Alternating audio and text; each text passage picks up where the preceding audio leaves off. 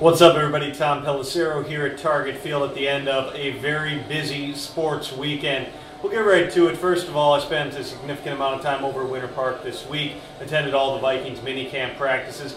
Two significant storylines that came out of that. Number one, Adrian Peterson's absence. He attended Adrian Peterson Day, the 4th annual, in his hometown in Palestine, Texas. As by now I'm sure you know, Brad Childress was not overly thrilled with Peterson's absence. I still contend that the reason that Childress is most upset is the fact that he had to read on the internet that Peterson wasn't going to be attending the mandatory camp, rather than Peterson, who has known about this for months, simply coming forward and letting Childress know. This is something that's probably not going to die immediately. I don't expect it to be an impact come training camp, but I think over the next 6 weeks or so, especially the next time someone's able to catch up with Peterson, we are going to hear more about that.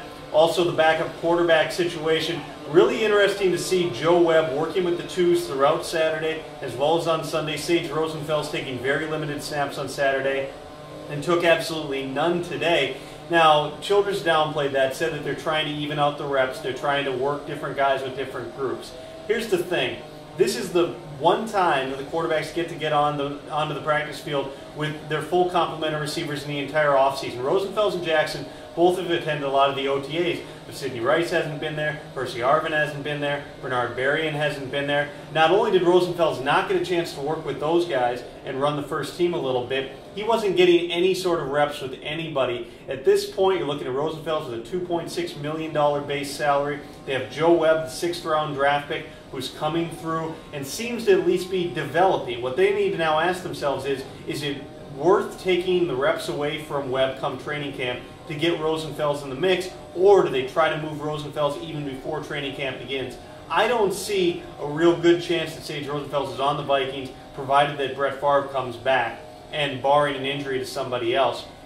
But that's something we're going to be following as well. Vikings now off all the way until training camp. If I had to pick out one guy, a below-the-radar guy who really made an impact during minicamp, it was Marcus Sherrills, the cornerback out of Minnesota. Undrafted guy, didn't even get signed in the initial wave of undrafted signings, signed after a tryout with the Vikings.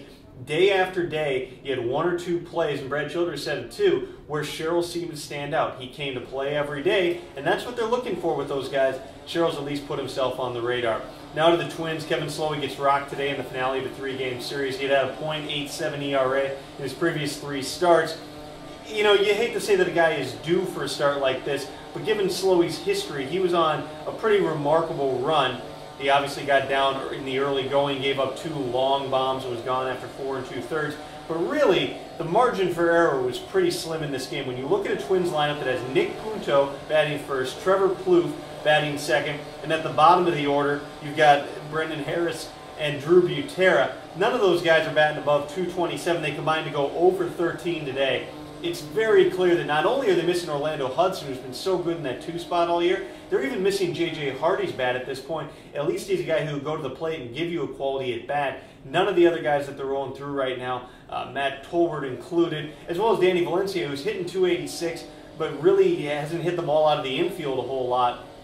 They have some concerns there. Hudson says he'll be back Tuesday, and obviously that'll be a boon to the lineup. The other question I'm asking is, how is Delman Young still hitting 7? He's on a 10-game hit streak right now, in which he's hitting .371, slugging .657. He's hit 3 home runs.